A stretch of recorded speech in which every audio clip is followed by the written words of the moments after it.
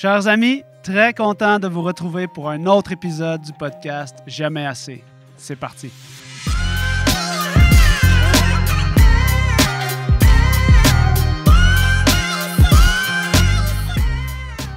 Bonjour à tous et bienvenue au podcast Jamais assez présenté par Café Barista et Physio Vélo. Aujourd'hui, je reçois Ève Crépeau. Ève Crépeau, nutritionniste, une amie de longue date que j'ai rencontrée au cégep lorsque j'étudiais en sciences de la nature au collège Édouard-Montpetit. Ève Crépeau, c'est une nutritionniste sportive qui travaille avec le CF Montréal, qui enseigne à l'Université de Montréal. Elle a des mandats avec Baseball Québec. Elle travaille avec toutes sortes d'athlètes de tous les niveaux et son petit surnom, c'est Capitaine Glucide. Pourquoi Capitaine Glucide? Eh bien, parce que c'est très important lorsqu'on fait du sport d'endurance de consommer suffisamment de glucides et c'est probablement la thématique principale qu'on va aborder dans notre conversation dans les prochaines minutes. C'est une conversation que j'ai eue et que j'ai trouvée très pertinente pour moi-même et qui, j'espère, sera profitable pour vous qui êtes passionnés de sport. On découvre le parcours de Ève et on découvre aussi plein de trucs de nutrition. On va parler d'alimentation intuitive. J'ai parlé aussi, je lui ai posé des questions par rapport à comment suggérer une alimentation saine à mes propres jeunes enfants pour ne pas créer idéalement de troubles alimentaires chez eux. On a discuté de diète restrictive. On aborde plein de sujets qui sont vraiment quelque chose qui est très commun dans notre quotidien. Hein? La nutrition, c'est un sujet tellement universel, mais où est-ce qu'on a tellement d'informations qu'on ne sait plus comment s'y retrouver. Puis la conversation avec Ève, c'est l'occasion de justement nuancer ce discours-là puis de donner les bonnes informations. Je vous invite à suivre Ève sur les réseaux sociaux. Elle a une participation active dans plein de projets, que ce soit avec Radio-Canada Sport, à travers plein d'entreprises de communication. Vous allez aussi constater que c'est une excellente communicatrice. Alors, je remercie Ève d'avoir accepté mon invitation et sans plus tarder, voici notre conversation. Bonne écoute. L'épisode d'aujourd'hui est rendu possible grâce au soutien de Café Barista. Si comme moi, vous êtes un geek, un passionné de café qui ne regarde pas la dépense, lorsque vient le temps d'acheter une excellente machine à café, un moulin à café ou même du café en grains, eh bien, Café Barista est l'endroit pour vous procurer de l'équipement de qualité pour rehausser tous vos matins, vos après-midi, vos soirées avec la meilleure expérience café possible. Et aujourd'hui, Café Barista a le plaisir de vous offrir 15 % de rabais sur toutes vos commandes en ligne. 15 % de rabais sur tous les produits, les machines, les moulins, excluant les produits Rocket Espresso. C'est donc dire que vous pouvez vous procurer dès maintenant le meilleur équipement possible avec 15 % de rabais avec le code promo PhysioVélo, en plus de nous aider dans notre projet de podcast Jamais assez. Comment on va faire pour faire juste 1h30? C'est une bonne question. Alors, bonjour à tous. Aujourd'hui, j'ai la chance d'accueillir Ève Crépeau. Merci, Ève, d'avoir accepté mon invitation. Ève, nutritionniste sportive, je vais faire une énumération rapide là, de tout ce que tu fais. Je vais sûrement en oublier.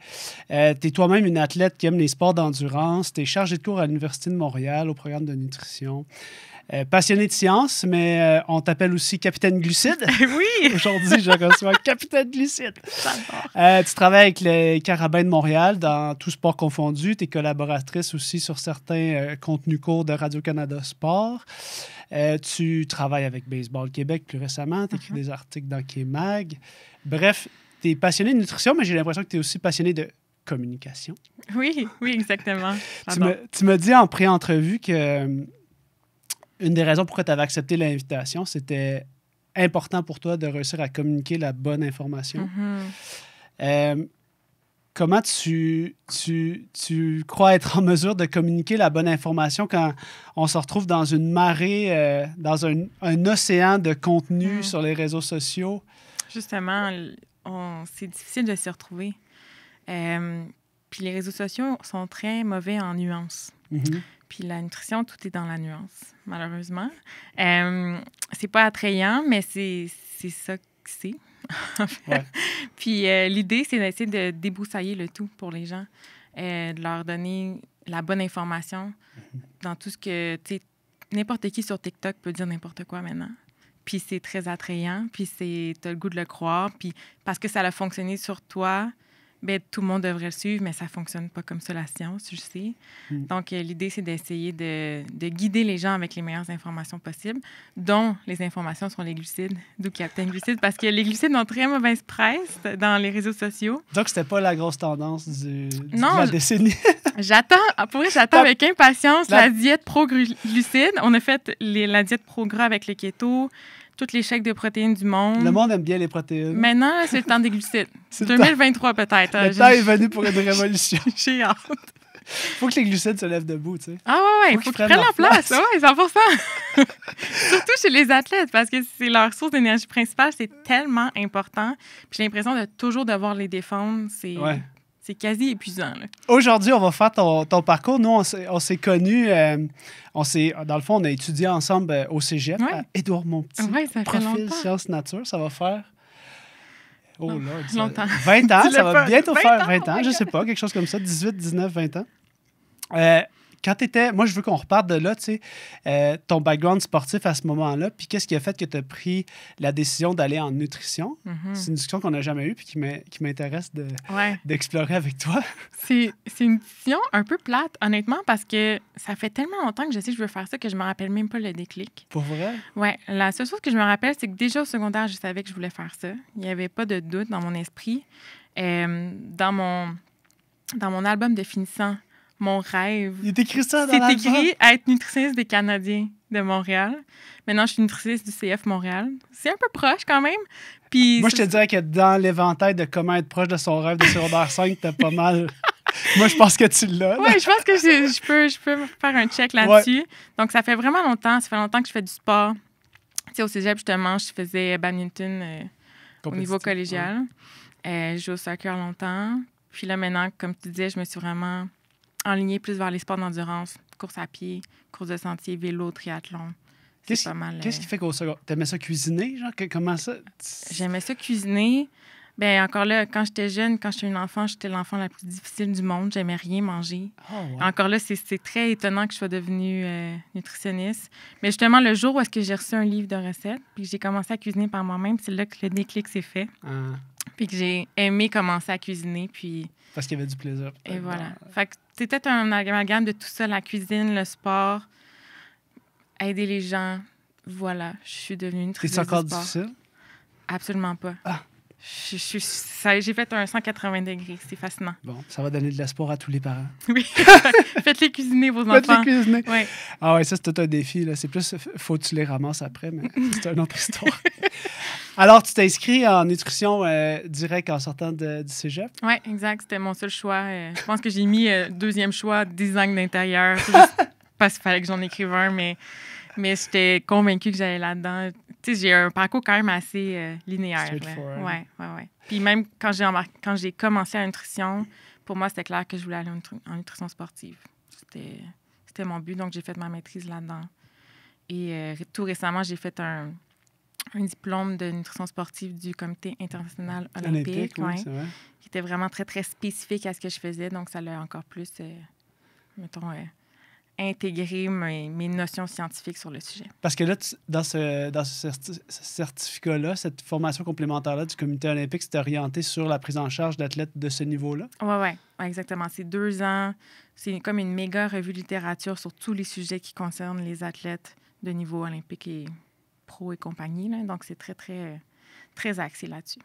Puis dans ta revue de littérature de ça, est-ce qu'il y a des choses, des traits communs qui ressortent? Il y a certainement pas une recette universelle, mais qu'est-ce qui ressort dans les dernières données probantes par rapport à ta revue de littérature dans ce domaine-là? Mon Dieu, tellement de choses.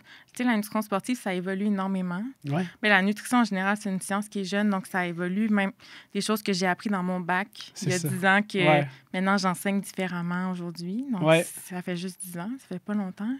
Puis en nutrition sportive, la littérature évolue vraiment très rapidement. Là, il y a quelque chose qu'on parle plus récemment, c'est le REDS. Je sais pas si tu as déjà entendu parler. Non. C'est comme... c'est le fait de ne pas manger suffisamment pour couvrir ses besoins en lien avec le sport. Puis il y a beaucoup de gens qui sont dans cette situation-là. Puis longtemps, on a pensé que... Je ne sais pas si tu as déjà entendu parler de la triade de l'athlète féminine. Oui, l'aménorrhée, tout ça. Là. Exactement. On apprenait ça à l'école. Tu peux peut-être le mentionner, c'est quoi pour les auditeurs? En fait, c'est le fait... C'était beaucoup axé chez des athlètes féminines, par exemple, gymnastique. Où le poids est un enjeu. Exactement. Ces athlètes-là ne mangeaient pas suffisamment, souvent avaient un trouble alimentaire, donc avaient l'aménorrhée, donc l'arrêt des menstruations, voyaient leur densité osseuse très diminuée. Puis ça, c'était une problématique qu'on pensait qui était juste pour les gymnastes, par exemple. Ouais. Puis on a réalisé que c'était beaucoup plus large que ça, puis que ça s'échelonnait même chez les hommes, en fait, de tous les sports confondus, les sports d'endurance, mais même des sports comme le volleyball, où est-ce qu'on ne penserait pas que ça existe, bien, il y en a aussi.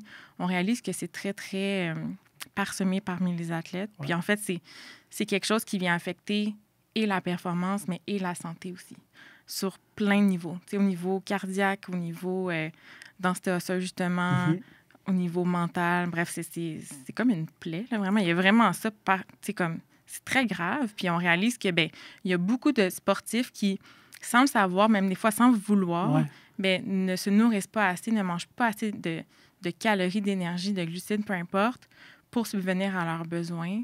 Puis, ils développent plusieurs problématiques de performance, de santé, puis ils sont souvent sous le radar, en fait. On les voit pas nécessairement, mais là, ça, c'est comme apparu un peu dans les études dans les dernières années, puis là, on met plus d'emphase là-dessus. Est-ce que c'est par peur de prendre du poids ou parce que j'ai l'impression que c'est comme deux choses, c'est pas manger assez ou manger trop, manger juste assez, on dirait que c'est comme le défi le plus complexe. Oui, je pense qu'il y a comme deux principales avenues. Il y a les gens qui ne mangent pas assez parce que justement, ils ne veulent pas prendre du poids, parce que tout ce qui est apparence physique, poids corporel, c'est très, très présent dans notre société et chez les athlètes aussi. Donc, je pense qu'il y a cette avenue-là, mais il y a aussi, je pense, des gens qui veulent manger beaucoup, mais ils ont des besoins tellement élevés, surtout dans les sports d'endurance, qu'ils sont juste pas capables de manger autant, ils n'ont pas les outils pour manger autant, pour subvenir à leurs besoins. Puis c'est pas parce qu'ils veulent pas prendre de poids ou quoi que ce soit, ils sont juste pas capables. Ils n'ont pas les outils. Parce qu'ils dépensent tellement qu'ils auraient besoin de manger une Exactement. C'est drôle, on parlait de ça sur l'heure du dîner tantôt avec la gang en haut, le fameux... je sais pas, je pense que c'était comme 10-11 000 calories de Michael Phelps qui nageait comme 6-7 heures par jour. Là, c'est fou, là. C'est beaucoup de calories. Même c'est tough manger 11 000 calories. Mais c'est incroyable. Je veux dire, juste manger 5 000 calories, c'est un travail à temps plein quasiment. Oui, c'est clair. Oui, donc 10 000 calories, je sais pas. Puis, tu sais, des cyclistes, justement, c'est une bonne population où est-ce que tu as des besoins relativement élevés. Si tu fais plusieurs heures de vélo, puis que tu n'arrives pas à manger sur le vélo, puis que là, en plus, il faut que tu manges à l'extérieur, mais tu n'as pas nécessairement faim. Puis là, qu'est-ce qui arrive? Tu peux tomber là-dedans. C'est un peu ça, j'ai l'impression, le défi. Puis moi, aujourd'hui, je suis vraiment content de te recevoir parce que ces questions-là reviennent tellement souvent dans ma clientèle de sportifs. On a des sportifs, des cyclistes, des triathlètes, mais toutes des gens qui sont orientés vers... On dirait que maintenant, il y a juste le sport d'endurance, dans le sens que, si tu dis que tu fais 100 km, dans le sens... Le monde, c'est même plus un défi. Là. C'est qu'à partir de 300, là, tu commences à être legit. Là, tu fais un défi. Mais je suis comme, man, moi, j'ai jamais fait plus que 160, puis j'ai pas le goût de refaire 160 demain matin. J'ai pas le temps, puis j'ai pas les ongles. Fait qu'il y a quelque chose là-dedans, dans l'amplitude de ce défi-là versus les connaissances des gens pour les accomplir, autant au niveau du bike fit, mettons, nous à la clinique, au niveau de l'entraînement, des gens qui... Moi, j'en ai eu beaucoup là, des clients qui se présentent ici puis qui, en 6 mois, partent de s'acheter un vélo puis faire je sais pas moi, un 500 km de gravel. Je veux dire, moi, je suis comme, my God, c'est genre un défi que tu bâtis sur 1 an ou 2. Là. C'est comme le Ironman, même chose. Là, commence par faire un triathlon sprint, un triathlon olympique. Commence par aimer t'entraîner, puis tu verras où ça te mène, dans un sens. Mais au niveau nutrition, la nutrition, c'est comme si manger, tout le monde est capable de faire ça, fait que ça vient comme avec. Mais tu sais, si je te pose une question plus précise, au lieu de faire un monologue, ça pourrait être... Ça pourrait être... si on essaye... Mettons, une personne va souvent se fixer un objectif de faire un premier 100 km dans nos cyclistes très débutants. Fait que dans cette stratégie-là, on en a parlé en pré-entrevue d'une quantité en grammes de glucides qu'il faudrait manger à l'heure. C'est quoi le point de départ? Tu dois en avoir des clients qui sont débutants. C'est quoi le point de départ de la discussion quand il faut qu'on enseigne à quelqu'un à bien fueler, à bien se nourrir pour avoir assez d'énergie pour accomplir un 3-4 heures de vélo, par exemple? Exact. C'est une grosse question. Évidemment, il y a plein d'aspects à discuter à ce sujet-là. Qu'est-ce que je vais manger avant de partir? Oui, j'ai l'impression que l'avant, pendant, l'après, souvent oublié. Après, oui. Si tu veux pouvoir refaire une autre activité physique rapprochée. Mettons. Exactement. Mais pour subvenir à tes besoins pendant ton 3-4 heures de vélo, je te dirais, bon, premièrement, qu'est-ce que tu vas manger avant qui va te donner assez d'énergie? Parce que si tu pars à jeun, déjà, tu pars avec des cartouches en moins. Donc, il faut que tu amènes encore plus de nourriture. Et ce qui est vraiment l'enjeu, pour moi, c'est manger sur le vélo pendant ces 3-4 heures-là. Tu peux pas juste apporter un gel puis une barre tendre puis te penser que ça va être correct. Parce que tu vas bunker, tu vas frapper un mur à quelque part. La recommandation, c'est au-delà de 2h30 d'exercice physique, on recommande de prendre 60 à 90 grammes de glucides par heure. Ça, un gel, c'est normalement à peu près 25 grammes de glucides. Fait que ça donne une idée de combien de gel par heure tu devrais manger pendant 3-4 heures. Puis le gel est quand même limitant dans le fait que c'est souvent absorbé. Tu veux pas non plus te claquer des pics de glycémie dans ta ride? Tu peux, parce que, en fait, tu risques de ne pas avoir tant de pics parce que ton corps va l'utiliser au fur et à mesure pendant que tu fais ton activité.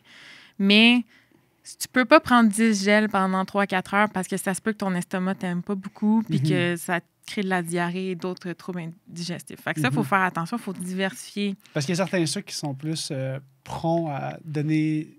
Quand tu prends quelque chose de très concentré comme un gel, puis que tu bois pas suffisamment d'eau pour le diluer, ça se peut que ça passe moins bien. Puis de prendre autant de glucides pendant un effort physique, pendant plusieurs heures, c'est pas tout le monde qui va bien le tolérer. Parce que ton corps il est moins disposé à absorber. Comment ça fonctionne, le fait que pendant le sport, mettons, la digestion se comporte différemment? T'sais? Le corps est pas nécessairement... c'est que ton corps... Ton corps utilise tes muscles. Donc, ta circulation sanguine est plus concentrée pour les muscles et tout ça. Puis ça se peut que ça interfère avec la digestion. Versus quand tu digères, ta circulation sanguine s'en va plus s'occuper de ça. Fait que là, de faire les deux, ça se peut que ça passe moins bien. Puis après ça, c'est très, très individuel. Il y a des gens qui peuvent manger n'importe quoi sur le vélo, peuvent manger des tonnes de glucides parce qu'ils se sont pratiqués puis qu'ils sont rendus meilleurs. Puis il y a des gens qui, tu sais, si toi, à la base, tu as un côlon irritable puis que tu digères mal à la base juste tes propres repas, ça se peut que quand tu fais du vélo puis tu manges des glucides concentrés, ça passe moins bien. Fait que c'est différent pour chaque personne. Mais ce qui est intéressant, c'est que l'intestin s'entraîne comme on entraîne nos muscles. Puis ça, ça, c'est une chose qu'on va faire avec les athlètes. C'est entraîner leur tolérance, leur intestin à consommer des glucides parce que c'est très difficile de commencer de manger 90 grammes de glucides par heure pendant, je sais pas, faites le calcul à la maison, puis je suis convaincue que la majorité des gens mangent moins que ça. Ah, c'est sûr, c'est extrêmement difficile de consommer ça. C'est l'équivalent de quoi, mettons? Si je mets dans mes bidons, je mets quoi, 30? À peu près 30 grammes, oui. Un scoop, mettons, de produits... oui, mettons un Gatorade de 500 ml, c'est à peu près 30-32 grammes de glucides. Fait qu'on est à 30-35. Après ça, mettons qu'on met une banane, on tombe à... 25 grammes c'est une banane. Puis là, il nous faudrait une barre tendre. Une barre tendre. Ça, c'est 1 heure. Ça, c'est 1 heure, faut que j'aille bu tout mon bidon, faut que ma banane, puis... Ah ouais, faut que tu l'entraînes. Oui, faut que tu l'entraînes, faut que tu l'amènes. Mais c'est ça que tu t'arrêtes dans des dépanneurs. C'est pour ça que je dis aux gens, faites un triathlon sprint, c'est juste 1 heure. Oui. T'as pas besoin. T'as pas besoin encore là. Encore là, ça se peut que tu aies besoin d'une petite coupe de sirop d'érable, ça pourrait t'aider. Mais c'est rien comme 3-4 heures de vélo. Oui, exact. Puis tu l'apprends à la dure en bunkant, à un moment donné, puis tu fais comme, OK, là, je ne suis plus capable d'avancer. Ah ouais. Puis là, il est trop tard. T'sais. Il faut voir les signes avant-coureurs, il faut manger. Puis ce qui est difficile aussi, c'est que l'exercice en tant que tel coupe l'appétit. Oui, c'est quoi le nom de ce phénomène-là? On en a parlé en pré-entrevue. On dit que c'est anorexigène. Anorexigène. Donc, ça coupe l'appétit. Donc, ça se peut très bien que sur les vélos, tu n'aies pas faim pour manger ta banane, ta barre tendre, puis boire ton bidon, mais il faut quand même que tu le fasses. Ouais. Parce que tu en as besoin. Et la personne qui va manger ce 90 grammes de glucides par heure va voir une différence sur sa performance, va être capable de maintenir des intensités et des vitesses beaucoup plus élevées que si il mange rien. Moi, j'ai appris à la dure cette leçon-là. J'ai fait de la natation toute ma jeunesse. Puis les trainings les plus longs en natation, ça dure 90 minutes. Fait que si tu as bien mangé avant une bonne collation puis que tu prends un bidon avec 30 grammes de glucides, tu finis le training, tu es fatigué, mais Tu as été capable de maintenir ton intensité. Tu rebouffes après, puis c'est good. Ouais.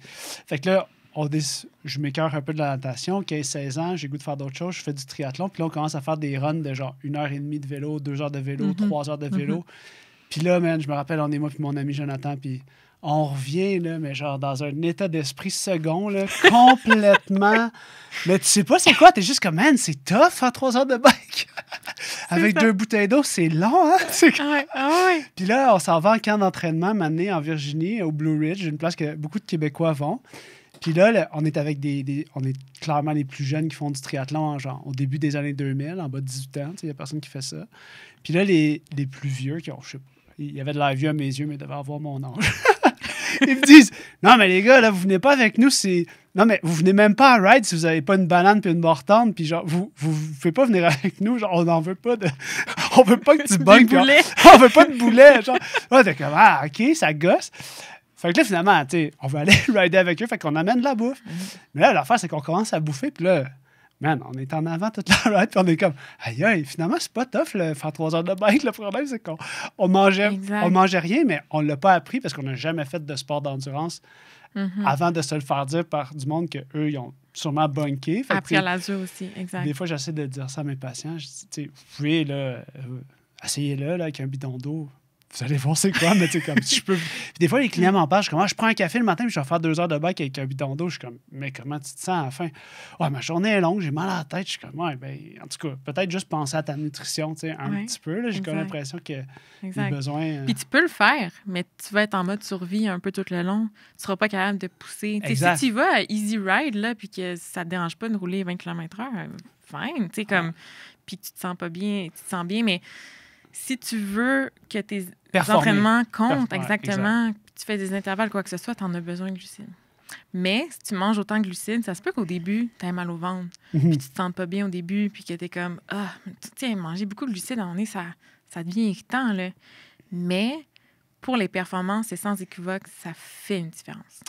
Si on revient au sujet que tu m'as parlé tantôt, RED-S, le fait d'être finalement en déficit chronique de calories, on peut appeler ça comme ça. Par rapport aux besoins, oui. Là, c'est sûr que c'est très nuancé, puis je suis certain qu'il y a plein de symptômes qui peuvent refléter cet état-là. C'est quoi, en général, qui commence à sortir de la littérature par rapport à cet effet-là qui est répandu dans une population qui est justement pas juste sur la triade, là, mettons, aménorrhée. Tu parles, mettons, les symptômes que tu souffrirais de ça. Bien, de la fatigue un peu chronique.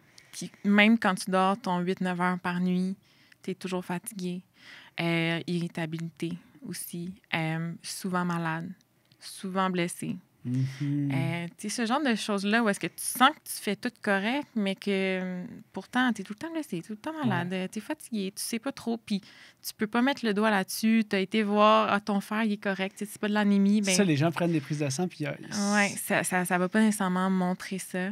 Fait que ça peut être... Est-ce que les gens perdent du poids ou le corps est capable de comme maintenir? C'est ça, hein? Tu peux être même en surpoids puis souffrir de RED-S. Ouais.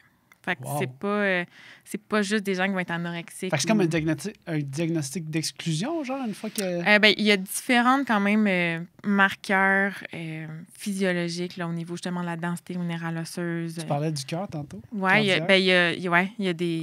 a des indicateurs cardiaques, il y a des indicateurs au niveau... Je pense que ton cholestérol va augmenter.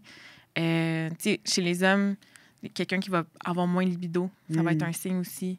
Chez les femmes à l'arrêt des menstruations, justement. Aménorrhée, ça reste vrai, mais tu pourrais pas te rendre là puis quand même souffrir de RED-S. Donc, c'est quoi le plus important comme message d'éducation à la population générale qu'on peut faire, étant donné ces avancées-là puis ces nouvelles découvertes-là? Parce que nous, par exemple, à la clinique ici, on travaille énormément avec ces athlètes-là qui ont pas toutes les connaissances puis pas tout le temps non plus le budget pour...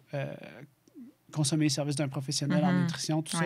C'est quoi le message général qu'il faut retenir? C'est justement ces blessés, le fait d'être blessé en fatigue chronique. Bien, se questionner sur ce qu'on mange. Évidemment, c'est sûr que d'aller consulter un nutritionniste du sport, ça serait l'idéal parce que des fois, c'est pas évident de savoir c'est quoi mes besoins exactement par rapport à mon sport. Puis je comprends aussi très bien l'enjeu par exemple, je suis un cycliste, ben le poids, ça fait une différence sur ma performance. Je ne veux pas en prendre trop. Mais en même temps, j'ai besoin de manger. Combien c'est trop, pas assez? Puis ça, c'est difficile à calculer. Puis, ben moi, une nutritionniste du sport, peu importe, peut aider avec ça. T'sais. Ne serait-ce que juste un rendez-vous au moins pour évaluer les besoins, les apports, puis aider avec ça. Mais se questionner par rapport à ce qu'on mange peut être un bon point de départ. Tantôt, tu m'as parlé, je reviens un petit peu au fait de faire la cuisine. Je pense que c'est un aspect super important dans la nutrition de donner les ressources nécessaires aux gens pour qu'ils soient autonomes par rapport à leur nutrition. Puis une des choses super intéressantes que tu m'as parlé en pré-entrevue, c'est ton défi après 10 ans de pratique de joindre les deux bouts entre les athlètes qui veulent avoir un plan précis, des consignes à suivre, puis tes connaissances par rapport à l'alimentation intuitive, l'importance de garder le plaisir avec l'alimentation pour que ce soit des...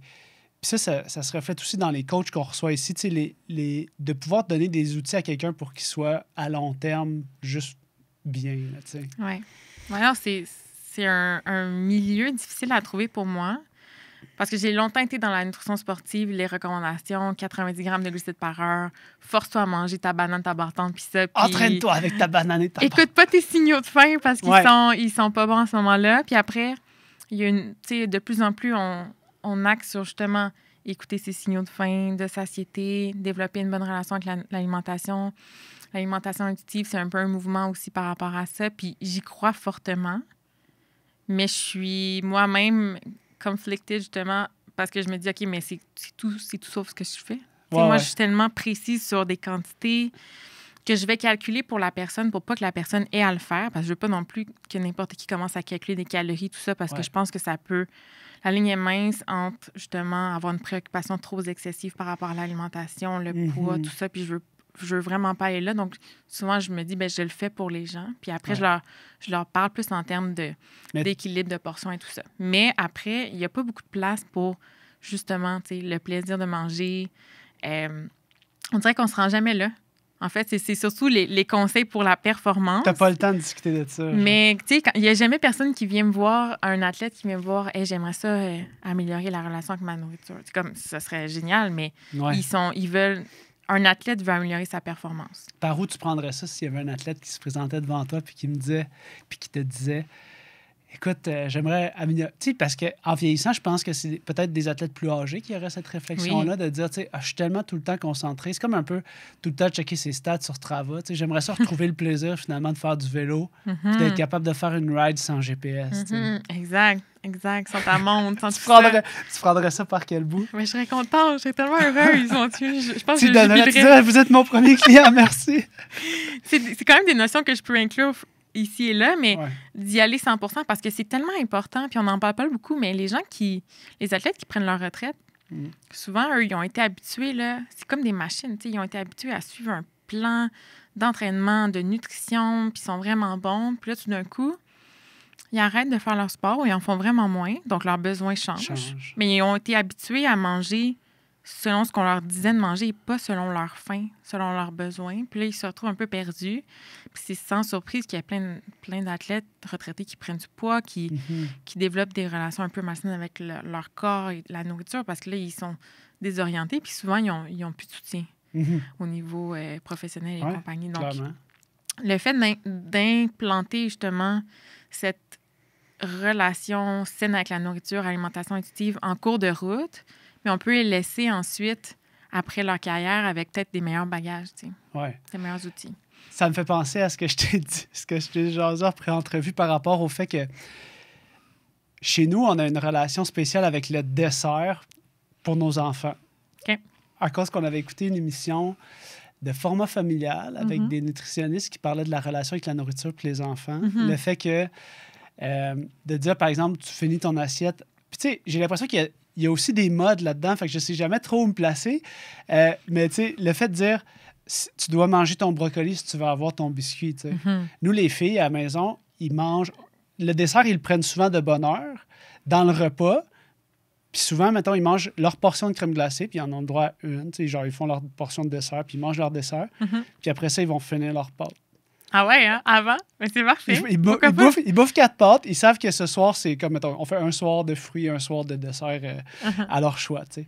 Fait que là, ils vont bouffer leur crème glacée. Puis le monde sont comme, mais là, vous faites ça. Je suis comme, non, t'inquiète, ils vont finir leur pâte après. Mais oui, exactement. Mais comme ça met pas le dessert sur un piédestal. Parce que si t'es comme, faut que tu dois manger tes brocolis et ton repas si tu veux avoir un dessert, c'est comme ça, c'est une punition pour avoir quelque chose de fun. Si tu dis, mais ce soir, c'est de la crème glacée et des pâtes, puis tu manges ce que tu veux dans l'ordre que tu veux, mais tout est plus égal. Les 2 enfants ont tellement... Ma plus vieille, là, elle est passionnée de légumes, genre. Comme... Wow! Puis là, tu sais, c'est ton premier enfant, t'es comme, waouh, je suis tellement bon, j'ai réussi à lui inculquer ça. Puis là, la deuxième, elle arrive, puis comme je t'ai dit, ma conjointe, elle a eu un gros craving de manger du poulet dans la grossesse. Fait que cet enfant-là est né, puis il voulait juste manger du poulet, genre. Wow. Fait que là, finalement, il donnait n'importe quoi, puis on lui disait, ça, c'est du poulet, mon amour. Elle le savait, tu sais, venait à catcher, tu sais. Fait que là, maintenant, mais là, une chance, parce qu'au début, pour vrai, elle mangeait juste du pain. C'était comme l'inverse de Montignac, là. C'était pain, poulet, patate, genre. OK, Montignac, c'est une vieille référence, ça trahit notre âge. Oui. C'était l'âge de nos parents. Oui, vraiment. Tout ça pour dire que, tu sais, j'ai comme l'impression que les gens... Puis là, cet enfant-là, maintenant, ma plus jeune, finalement, elle aime beaucoup, tu sais, les fruits et légumes, mais ça elle a demandé beaucoup d'exposition avant que, là, elle décide de prendre une carotte par elle-même dans le choix de crudité qu'elle pouvait prendre. Fait que, comment tu fais pour adapter justement ce plan-là? Parce que les gens ont des goûts. Tu sais, toi-même, tu as dit que c'était difficile quand tu étais jeune. Ouais. Tu as commencé à explorer sûrement avec certains aliments. Comment tu fais pour... ou qu'est-ce qui fait que les gens ont encore, à l'âge adulte, beaucoup de... Pourquoi les gens ont de la misère à explorer la nourriture? C'est une grande question. Désolé. Bien, l'exposition, c'est hyper important. Puis l'exposition, il y en a qui l'ont arrêté jeune. Puis tu sais, ils se disent, mais moi, j'aime pas ça. Fait qu'ils en mangent jamais. Mais ça a été démontré, là, je pense que c'est jusqu'à 13 expositions qui c'est ce que j'avais en tête. Oui, pour apprécier un aliment. Puis, ben si tu te bornes à dire, ben moi, j'ai goûté une fois du brocoli, puis j'aime pas ça, puis que tu n'as pas le désir de l'essayer de toutes sortes de façons, ben ça va arrêter, là, tu sais. Puis, c'est-tu quelque chose de... Je me rappelle d'avoir écouté un podcast de nutrition, puis il y avait quelque chose dans le fait que, tu sais, ton cerveau, là, au niveau survie, c'est sûr qu'on a été wired, notre cerveau est connecté pour qu'on puisse absorber un maximum de calories, tu sais, au niveau les 100 000, 200 000 dernières années dans l'évolution, parce qu'on ne savait pas quand est-ce qu'on allait trouver ou non de la nourriture. Fait que, tu sais, les choses qui sont riches en calories nous donnent quand même c'est-tu de la dopamine ou je sais pas, là, le circuit de renforcement versus un brocoli, sérieux, ça ne donne pas tant de reward. Là. Non, absolument. C'est pour ça qu'on aime autant le sucre puis le gras. Ouais. Parce que c'est payant. C'est payant. C'est payant au niveau de la survie. Puis notre corps est un peu encore resté en mode survie. Ben, c'est sûr, ça fait pas si longtemps que ça qu'on est dans l'abondance. Exactement, exactement. Donc, c'est pas pour rien aussi que, tu sais, des fois, on mange pas assez. Je sais pas si tu as déjà remarqué, moi, j'ai plusieurs clients qui ne mangent vraiment pas assez, en bas du métabolisme de base, parce qu'ils veulent perdre du poids ou quoi que ce soit. Puis, au contraire, ils perdent pas de poids. Même s'ils mangent vraiment pas beaucoup, c'est comme si le corps, en mode survie... Il dit on drop la demande parce que, man, on n'a pas assez de bouffe. Exactement, il fait tout pour pas perdre du poids. Parce que lui, son but, c'est de pas mourir. Il s'en fout là, de quoi il ressemble. Au contraire, un surpoids, c'est protecteur. Parce qu'il se dit, si jamais il y a une famine... Oui, puis ça commence à sortir un petit peu aussi que les gens qui... Surtout, on va parler du domaine plus gériatrique. Les gens qui ont un léger surpoids passent mieux à travers des épisodes d'hospitalisation puis tout parce qu'ils ont de la réserve. Ben oui, surtout pour les personnes âgées, un surpoids, c'est protecteur. C'est vraiment important parce que tu te casses la hanche, tu vas à l'hôpital, tu manges pas pendant des jours, ben, si tu te dénutris très rapidement puis si tu n'as aucune réserve, ben ça va pas bien. Là, si on parle de surpoids, le poids, c'est un sujet qui est très sensible et qui demande beaucoup de nuances. J'aimerais juste ça qu'on parle des sports de très grande endurance parce que dans ces clientèles-là, ça, c'est mes patients qui me l'ont reflété, qui commencent à faire des sports de très grande endurance, que ce soit du trail running ou des épreuves sur plus d'une journée. Bien, souvent, ils m'ont reflété que quand ils se présentaient à ces événements-là, ils regardent la shape des gens, puis ils ne s'attendaient pas à ça. Ils s'attendent à avoir des ultra-athlètes avec un rapport poids-puissance parfait. Puis finalement, ils se retrouvent là avec des gens qui sont bien en chair, puis qui ont justement peut-être une petite réserve pour faire face à ce défi-là monstrueux de kilomètres. Oui, bien, on voit beaucoup de variété dans la composition corporelle, mais moi, je dirais dans l'âge. Moi, j'ai fait une première course de trail de 65 kilos cet automne. C'est l'Arcana, tu me dis. Arcana, exactement. Puis il y a des personnes beaucoup plus vieilles que moi qui m'ont dépassé puis qui ont fini avant moi, puis qui c'est pas juste... J'ai l'impression que c'est un sport, l'endurance comme ça, où est-ce que tu développes une certaine maturité de ton corps, puis une endurance, une justement. relation avec ton corps, comment manger. Oui, un mental. Le mental est tellement important dans ces sports-là. Je sais pas c'est quoi le pourcentage, mais c'est beaucoup, là. C'est pas juste ta condition physique, parce que tu dois toffer toutes ces heures à faire ton sport. Puis même si tu n'avances pas vite, mais que tu avances de façon continue, constante, c'est beaucoup plus sans bunker, exactement, sans arrêter, sans avoir de crampes, sans tout, mais tu vas finir peut-être plus tôt que les autres qui sont en shape, mais qui sont partis fort en lion, puis qui finalement, ils ont arrêté après 20 kilos, tu sais. Donc, ça remet un peu en perspective tout ce qu'on s'est toujours dit par rapport au poids et tout ça, puis l'âge et compagnie, tu sais. Puis je trouve ça encourageant, je trouve ça beau à voir. Puis, tu sais, on vieillit, là, t'arrêtes pas de le dire. Donc, au moins, ça me donne l'espoir qu'on n'est pas complètement fini. On peut peut-être continuer ce genre de sport. Je pense que c'est juste des défis performer. différents. Exact, C'est une relation différente avec la performance. Exact. Puis, je pense que c'est important de le dire parce que sinon, je vais me faire chicaner par mon copain. Mais, tu sais, tantôt, je parlais à quel point c'est important de manger des glucides pendant l'effort et je le sais à quel point c'est important, puis je le partage avec tout le monde. Et moi-même, j'ai vraiment de la misère à le faire. Je suis vraiment un cordonnier mal chaussé. C'est très difficile pour certaines personnes comme moi qui a une digestion plus fragile de manger autant de glucides, d'être autant discipliné. Des fois, on est juste tenté de « Ah, ben je vais manger moins parce que comme ça, je ne vais pas avoir mal au ventre. Mais il faut comme passer par ce bout-là un peu plate d'avoir mal au ventre, d'avoir peut-être la diarrhée. Puis, à un moment donné, on développe une tolérance. Puis je le vois avec mon copain qui, lui, a développé justement cette tolérance-là de manger des 100 grammes de glucides à l'heure comme un enragé. Je connais personne qui est capable comme lui, mais il l'a développé, puis c'est possible. Donc, il faut y croire, mais c'est ça demande une certaine maturité, ça demande du temps. Puis peut-être que les athlètes qu'on voit, qu'on se dit, mon Dieu, mais il a l'air de rien, cette personne-là, mais lui, peut-être qu'il est discipliné plus que toi puis moi, puis qu'il est capable de manger ces glucides-là, exactement. Le podcast Jamais assez vous est présenté par Café Barista. Café Barista, c'est l'entreprise avec laquelle j'ai sans doute fait le plus d'excès au niveau de mes achats café. Moi, je suis un petit peu obsessif au niveau de mon café le matin. Et tout mon entourage m'en est reconnaissant parce que oui, à chaque fois que quelqu'un vient à la maison, chez nous, ou quelqu'un vient à la clinique, la plupart des gens savent qu'on va leur offrir un excellent café. Et donc, ça me fait toujours plaisir de pouvoir faire un café. Pour moi, c'est un moment privilégié de partager une expérience. On n'a pas le temps de faire un souper au resto, mais on peut partager un bon café ensemble, un petit 5 minutes où tout le monde se sent bien. Pour moi, c'est ça l'expérience café. Chez Café Barista, oui, on a parlé dans certains épisodes des machines à café. Ici, on a la Stone, qui est probablement le meilleur rapport qualité-prix sur le marché. Et rappelez-vous, vous pouvez économiser 15 % sur tous vos commandes en ligne lorsque vous utilisez le code promo PhysioVélo à la caisse. Certaines exceptions s'appliquent, voir dans la description sous le podcast. Pour revenir à nos moutons, lorsque je fais un café, un de mes grands plaisirs et une de mes grandes obsessions, outre le fait d'avoir une extraction parfaite, c'est de réussir à faire du latte art. Le latte art, c'est un côté très obsessif de tout bon barista. Et une des choses qu'il faut savoir, c'est que moi, je n'ai pas été bon dans le latte art avant de réussir un cours avec Barista Montréal.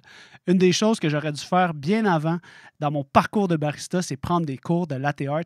Puis ça a été vraiment pour moi un grand plaisir. À l'équipe ici, PhysioVélo, on a fait beaucoup de team building dans des formations de café chez Team Barista, chez Café Barista. Alors, je vous recommande fortement, si vous êtes dans le même paradigme d'obsession café que moi, de consultez le site Café Barista, de commander votre café en ligne en utilisant notre code promo PhysioVélo pour 15 % de rabais, mais aussi d'aller voir leur formation en ligne, leur formation en classe, et de vous assurer que si vous voulez réussir du latte art, je vous conseille fortement de prendre un cours. Finalement, toutes les recettes de Café Barista, que ce soit le latte, le cappuccino, le macchiato, toutes les différentes entre chacun des breuvages est disponible dans nos articles de blog concernant chacun de nos épisodes du podcast Jamais assez. Sur ce, bonne écoute. Fait que comment on fait pour apprendre à bouffer 100 grammes de glucides? Parce que là, on commence à être dans la ligue majeure de Capitaine Glucide. Là. Ouais. Que même Capitaine Glucide a la misère à suivre, là, c'est ça qui est fou. Mais comment on fait? On se pratique. On trouve, en fait, une variété de glucides à essayer. Parce qu'une des problématiques avec ça, c'est qu'on se tanne vite. Ça, je pense que c'est super important d'exprimer quel genre d'éventail de glucides qu'on peut explorer là, pour... Ouais. Ben honnêtement, ben, j'ai la chance d'avoir un copain qui a fait un Ironman puis qui a dû trouver plusieurs idées. Donc, j'ai dû trouver plusieurs idées à mettre dans son plan. Qu'est-ce que tu fais, mon amour, pour m'aider? Tu sais, il y a des choses, là... Tu sais, oui, il y a tout ce qui est gel, barre de fruits, barre tendre, fruits to go, des compotes, des fruits séchés, des dattes, tout ça. Mais à un moment donné, on fait le tour de ça puis on se tanne. Ça se peut-tu qu'on se tanne du goût du sucre? Tu sais, à un moment donné, peut-être qu'il faut comme... Mais c'est ça le problème, il n'y a pas beaucoup de sucre qui goûte pas le sucre. sucré. Il y en a, là, tu sais, tu peux te faire des boules de riz. Il y en a qui mangent des patates. Ouais, ça, j'ai entendu ça, oui. Ou que tu peux mettre en purée puis mettre dans tes petits bidons, là, que tu vas juste manger comme ça. Bon, il faut quand même que tu veuilles le faire, mais il y en a qui le font, patates douces, au moins, si ça ne tombe pas sur le cœur, c'est exactement, déjà bon. Tu sais, des bretzels, il faut que tu en manges beaucoup pour avoir assez de glucides. Faut que tu boives de l'eau maudit, ça. Ça, c'est correct, mais tu sais... des fois, mon copain, il s'en va faire des long rides de vélo puis il part avec des pizzas pochettes dans ses poches. Parce que c'est des glucides. Oui, il y a du gras et des protéines, mais quand tu pars longtemps, tu as besoin aussi d'autres choses. Ouais. Les sandwichs, des sandwichs de pain blanc que tu peux trouver justement dans les dépanneurs. Parce qu'à un moment donné, il y a une limite à tes poches dans ton jersey. Là, donc, faut rester aéro, tu sais. Ah oui, exactement. Aéro is everything. Puis... des Pop-Tarts, des fois, juste de la crap, là, le genre de choses que tu te dis jamais je vais acheter ça, mais finalement, ça fait juste changer le mal de place des gels. Je trouve que c'est nice. Puis c'est payant. C'est 70 grammes pour un paquet de 2. Ah ouais. Ça va vite. Ça te met de bonne humeur, là, les petits bonbons de couleur. Oui, exactement. Ça t'envoie de bonheur. Exact. Fait que, tu sais, je suis nutritionniste puis je mets des Pop-Tarts dans des plans des fois, puis c'est ça ma vie. Du sirop d'érable. Moi, j'en bois, j'en mets dans des petites fioles puis j'en bois directement parce que j'aime ça. Fait qu'il faut élargir ses horizons pour pas se tanner. Parce que si je fais juste me fier sur les gels, puis je prends 3 gels par heure à chaque sortie de vélo, puis j'en fais 3 fois par semaine, pour vrai, ça va pas te faire longtemps. 1, ça va me coûter hyper cher. Puis 2, je vais me tanner vite. Donc, si les gens veulent essayer ces différentes options-là, où ils peuvent se référer pour trouver combien de grammes de glucides, mettons, dans une portion de patate? C'est-tu des données qui sont variables sur Internet ou ça commence à être standardisé puis tu peux te fier à ce que tu vois? Bien, évidemment, la valeur nutritive sur une Pop-Tart, c'est super utile, mais sur une patate, il n'y en a pas. Tu as tout à fait raison. C'est là de la patate. Il y a le fichier canadien des éléments nutritifs qu'on peut taper dans Google, qu'on peut avoir, puis tu tapes n'importe quel aliment, patate, riz, peu importe. Là. Peut-être que patate, il faut écrire pomme de terre. Des fois, il faut avoir le bon mot. Mais je peux aller choisir ma portion puis savoir exactement la valeur nutritive. Donc ça, je te dirais, c'est la source la plus fiable. Il faut faire l'exercice de le faire, mais on peut se fier à ces données-là, tout à fait. Des fois, plus que... Maintenant, Google nous donne là, la valeur nutritive de toute plein d'affaires dès qu'on le tape. Ah ouais, hein? Je ne sais pas à quel point c'est toujours fiable, mais je sais que le fichier canadien, lui, il l'est. Il l'est. Ouais. Il est plus légiféré, disons. Exact. OK, je reviens à tes... là, ça fait déjà 10 ans, puis un de tes mandats, c'est de superviser des stagiaires à l'Université de Montréal. Oui. Puis tantôt, tu m'as laissé sous-entendre qu'il y avait beaucoup de choses qui avaient changé entre l'époque où tu étais aux études puis l'époque où maintenant tu t'occupes d'étudiants. Ouais. Dans ce que tu as appris, puis peut-être dans le discours que tu tiens avec eux. Est-ce que cette tendance-là de l'alimentation intuitive commence à faire son chemin dans les cursus universitaires? Oui, définitivement. Je ne sais pas à quel point c'est inclus dans les cours, mais je sais que, tu sais, moi, j'ai inclus des notions de préoccupation par rapport au poids, des préjugés par rapport au poids, chose qu'on ne voyait pas dans mon temps, comme on dit. Oui, parce qu'il doit y avoir quelque chose dans l'entretien que tu fais avec ton patient. Il faut que tu fasses attention parce qu'il y a des gens qui sont sensibles sur certains sujets, puis il faut que tu fasses attention de ne pas... Tu sais, ce que tu veux, c'est créer une relation qui est utile pour le patient. Oui, exactement. J'ai l'impression que la nutrition... d'antan, c'était beaucoup axé sur perdre du poids. Je vais t'aider à perdre du poids. Puis là, on va couper ça pour manger des légumes. Puis tu sais, un peu comme, on appelle ça dans notre monde un peu des diététeuses. OK? Puis, versus maintenant où on veut s'éloigner du poids. De plus en plus, en tant que professionnel, on veut arrêter d'en parler, on veut arrêter de focusser tout autour de ça. On veut changer les habitudes de vie pour se sentir mieux. Puis s'il y a une perte de poids ou un gain de poids qui vient avec ça, peu importe, mais nous, on ne va pas axer là-dessus.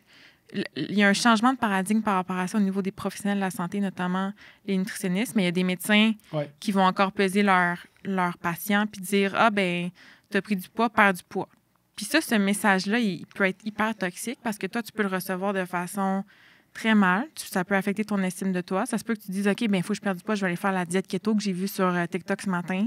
Puis que là, ça bousille toute ta relation avec ta nourriture plutôt que de faire des changements concrets et réalistes, équilibrés dans ton alimentation, tout ce qui n'est pas vraiment attirant comme méthode, mais parce que tu as reçu un message de ton médecin qui dit « perds du poids ». Quand dans le fond, peut-être que tu n'en as pas vraiment besoin de perdre du poids.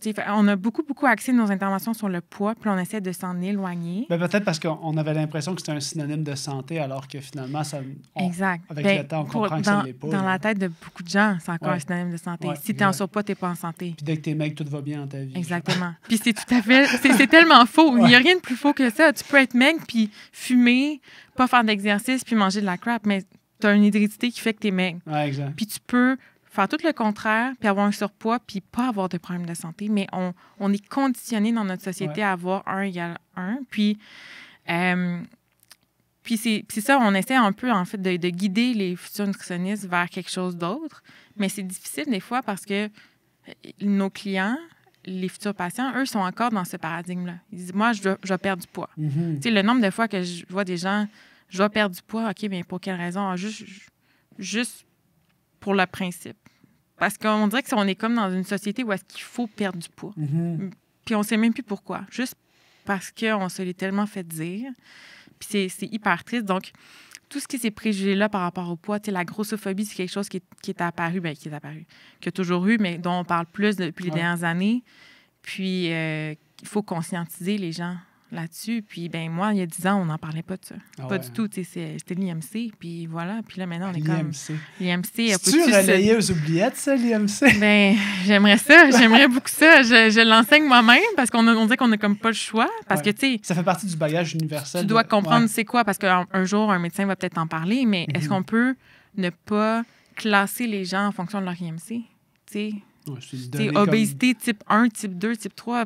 Pourquoi? Comme est-ce qu'on peut juste s'intéresser à la personne plus, puis voir son background, puis on s'en fout de son poids, mais c'est encore beaucoup dans notre société, puis moi, j'espère fortement qu'on va essayer de s'en détacher. Puis, si on fait le parallèle par rapport au monde du sport, bien là, si c'est beaucoup ancré dans notre société, ce l'est encore plus, je dirais, même dans le sport, parce que, tu sais, la performance a le dos large. Mais pour la performance, là, on va se soucier du poids.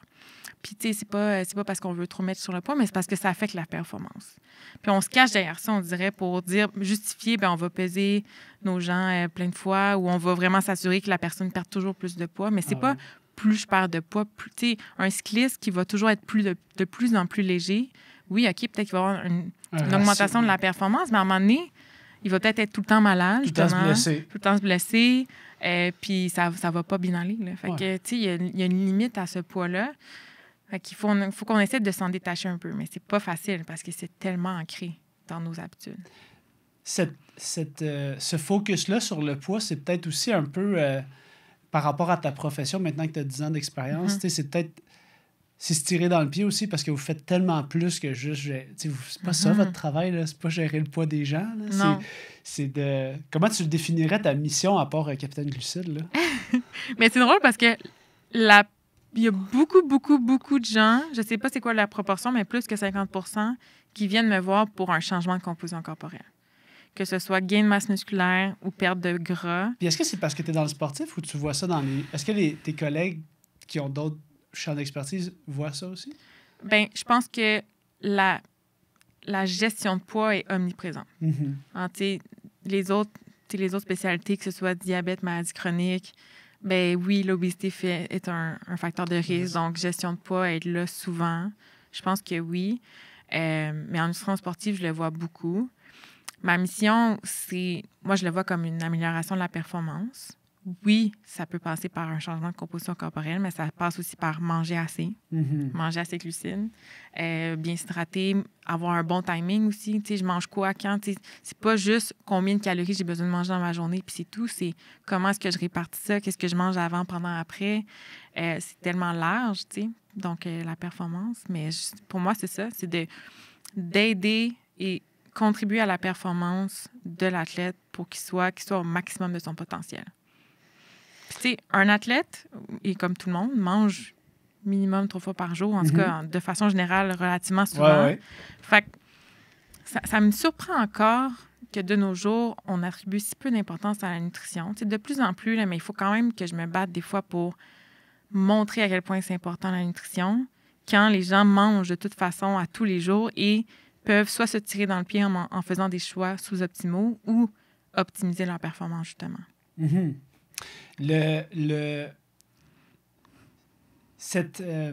me rappelle d'avoir écouté un documentaire avec, en ce moment, dans le monde du triathlon, c'est beaucoup les Norvégiens. Là, tout le monde est bien gros sur Gustav Iden et Christian Blumenfeld. Puis il y avait un vidéo hyper intéressant où est-ce que il parlait qu'un des changements qu'ils ont fait rapidement dans leur nutrition, c'était juste qu'à la fin de chaque training, ils mangeaient tout de suite. Genre, il était comme, depuis qu'on fait ça, on est vraiment moins blessés. Juste parce que dès qu'on finit de s'entraîner, avant, on attendait d'être retourné chez nous, avoir pris notre douche peut-être 1 heure ou 2. Puis juste ce gap-là, de l'avoir corrigé, on n'a pas changé notre alimentation. C'est juste que notre collation, on l'a pris le timing. Tout de suite dans le timing. T'sais. C'est super intéressant, ça. Puis, tu vois, ça, c'est quelque chose qui a évolué aussi entre le temps que j'ai étudié. Moi, juste te dire, j'ai vu ça sur YouTube, fait que j'ai commencé à le faire. Bravo. C'est correct? Moi, je veux juste savoir si c'est correct pour moi. Absolument. Ben écoute, je vais te dire la nuance, puis tu verras ensuite pour toi. C'était une Pop-Tart. C'était pas une Pop-Tart. Tu sais, on a souvent parlé de la fenêtre de 30 minutes après l'exercice parce qu'il faut absolument manger. Puis là, on parle souvent du lait au chocolat et compagnie. Ça, c'est vrai quand je m'entraîne 2 voire 3 fois par jour. Puis les triathlètes, ben c'est leur cas parce qu'il faut qu'ils s'entraînent dans 3 sports. Donc, la plupart du temps, ils ont plus qu'un entraînement par jour. Donc, en effet, le fait de manger quand même une bonne quantité de glucides puis de protéines, là, on vise 1 gramme par kilo de glucides puis 0,3 grammes par kilo de protéines. Fait que, mettons que tu pèses 60 kilos, mais c'est quand même 60 grammes de glucides puis à peu près 20 grammes de protéines que tu dois manger dans cette demi-heure-là après ton entraînement pour être en mesure de récupérer pour ton prochain entraînement. Ça, c'est pas juste une barre tendre. C'est pas juste une barre tendre. Exactement. Puis ça, c'est ce que tout le monde mange. Une barre tendre. J'ai mangé une barre tendre, j'ai mangé une pomme, OK, mais c'est pas assez. Ouais. Mais si moi, je m'entraîne au gym 3 fois par semaine, j'ai pas besoin de cette collation-là 30 minutes après parce que j'ai amplement le temps de récupérer entre mes séances. Donc, c'est ça la nuance. Avant, il n'y en avait pas de nuance. C'était ça pour tout le monde, le 30 minutes. Maintenant, c'est vraiment, vraiment important quand tu t'entraînes 2 fois par jour ou plus. Puis ça l'est pas si tu t'entraînes pas 2 fois par jour ou plus. OK. Donc, à considérer pour toi tous les autres cyclistes. Non, mais vraiment, honnêtement, je me rappelle du ratio 1/4, genre, par rapport aux glucides protéines. Ouais. Après. 1/3. 1/3. Ouais. Colin, ça change vite. Mais bon, mais le point, c'est que c'est vrai. Puis tu vois, moi, les trucs que je me suis donné quand je reprends un peu plus l'entraînement, c'est je fais des œufs durs, là, juste des œufs à coque. Genre, c'est comme ça me sort du pétrin. Parce que sinon, c'est vrai que c'est vraiment difficile de. À part si tu veux manger une grosse barre de protéines. Là, qui goûte le carton, là. Ouais, le carton, ça, c'est moins appétissant, le carton. Je t'amène sur des sujets vite par rapport à ces questions-là de nutrition puis d'entraînement. Le cheat meal. Le cheat meal. C'est pas une question rapide, finalement. C'est plus une question d'actualité. Moi, je suis toujours un peu sceptique là, quand les gens me disent... Moi, dans ma tête, ça équivaut à une relation qui est vraiment malsaine. Parce que c'est comme si... C'est comme le biscuit puis le brocoli à mes enfants. Moi, je trouve que c'est l'équivalent. C'est la même chose. C'est exactement ça. Mange bien tout le temps pour que tu aies ta gâterie à la fin de la semaine qui va être ton cheat day. Fait qu'il y a un moment dans ta semaine où tu es heureux de manger, genre. Exactement. Puis tout le reste du temps, tu te fais chier un peu, tu sais. Mais, puis moi, je me fais souvent poser la question, ben là, le cheat day, le cheat meal. C'est quand? C'est quand? J'ai droit à combien? Tous les jours. Quel jour? Tu sais, comme je suis qui, moi, pour décider quand est-ce que tu vas avoir un craving, puis quand Ouais. est-ce que tu peux le manger, que tu peux pas le manger, tu sais. Puis ça revient à l'équilibre de... Ben moi, non, je suis très pour le non-restriction. Donc, il n'y a rien qui est interdit. Comme, c'est pas parce que dans ton plan, il n'y a pas de chocolat que je veux que tu manges jamais de chocolat de ta vie. C'est juste que le chocolat, il va pas contribuer à ta performance, mais si tu as envie de manger du chocolat, s'il te plaît, mange-en. Mais mange-en pas 4 barres parce que ça fait un mois que tu te retiens d'en manger, plus d'un coup, tu exploses parce que tu as passé une mauvaise journée, tu sais. C'est un peu ça l'idée. C'est, oui, des fois, si c'est la fête d'un de tes amis, tu vas au resto, ouais, laisse faire la salade puis mange ce que ça tente de manger, si c'est le hamburger, peu importe, tu sais. Mais most of the time, le plus souvent possible, essaie de respecter ce plan-là qui va t'aider dans tes objectifs. Le but, moi, c'est de t'aider, pas de te restreindre puis t'empêcher de manger quoi que ce soit. Puis ça vient de où, le cheat meal? C'est-tu genre... ben, on dirait que c'est une manière de forcer... On dirait que ça vient du monde plus culturel. Du fitness. Moi, ouais. on dirait que ça vient du monde du fitness. On dirait que j'entends moins ça chez mes athlètes d'endurance. Oui.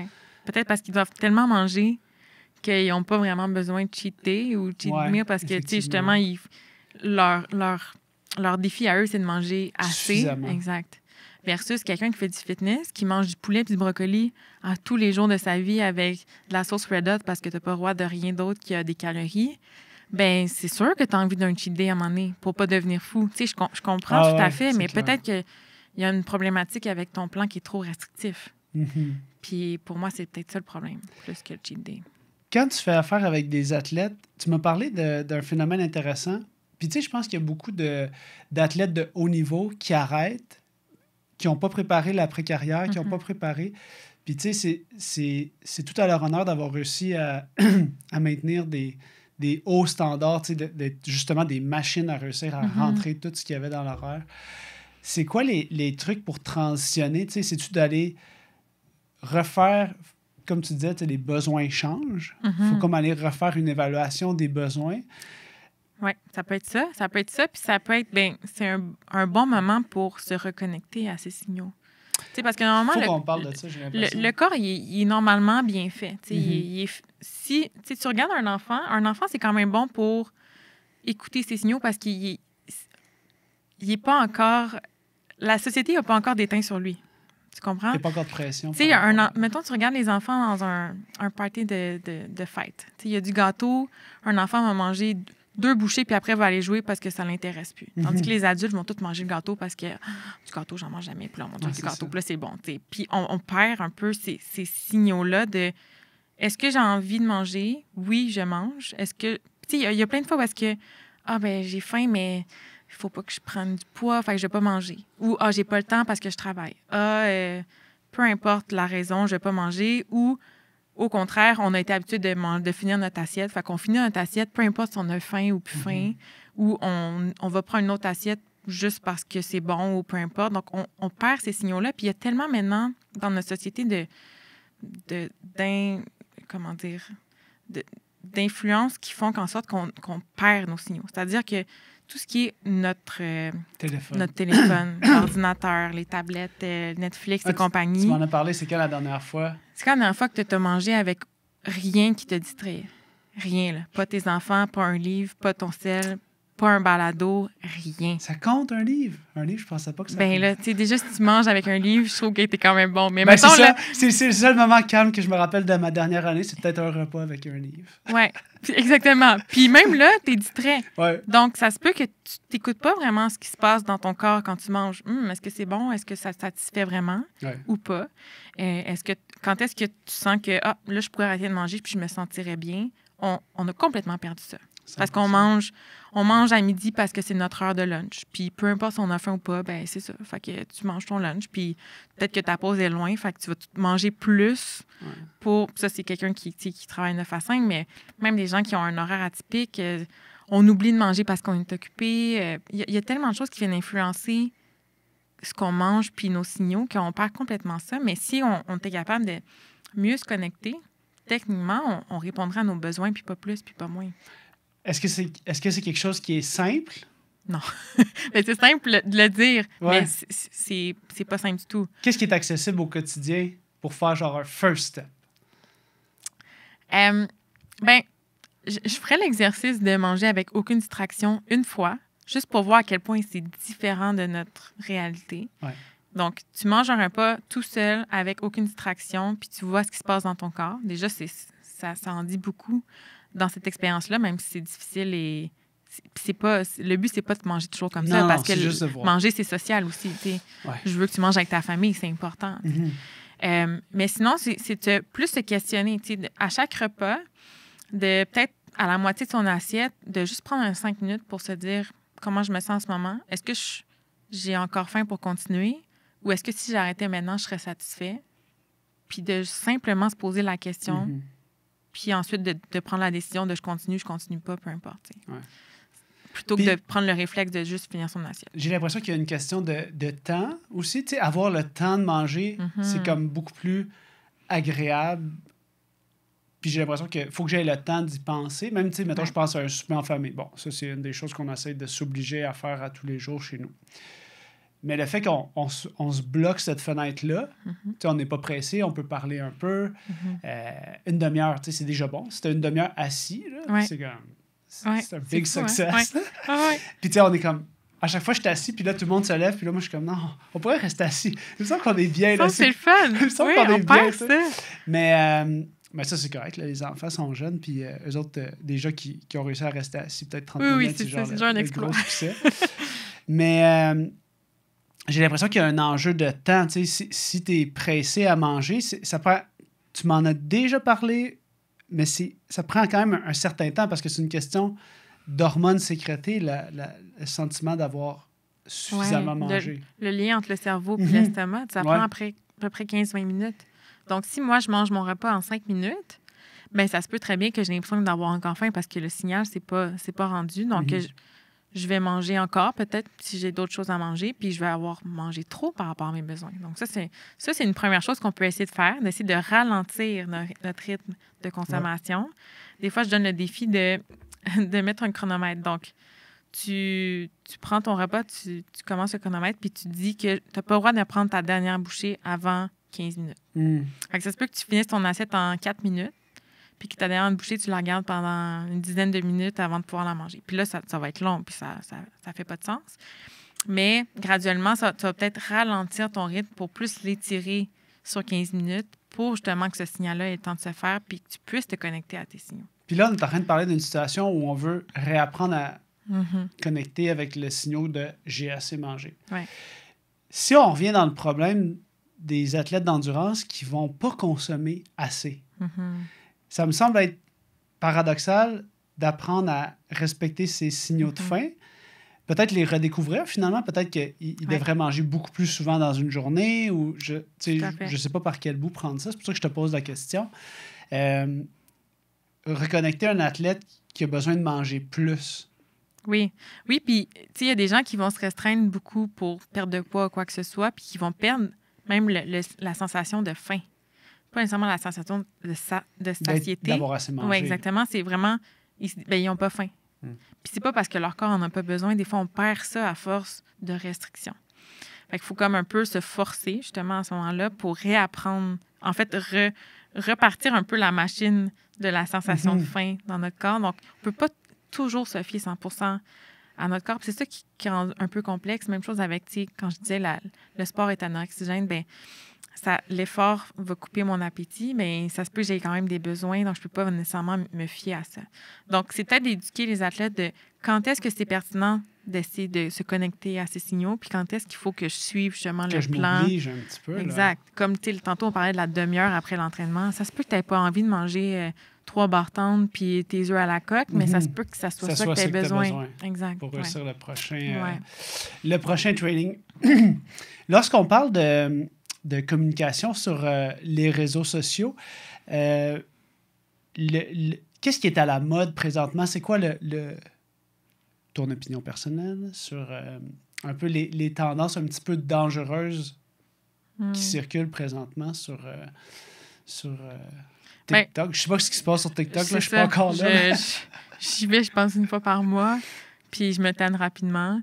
Je suis vraiment... je suis rendue boomer par rapport à ça. Là. Je suis pas la tendance TikTok du tout.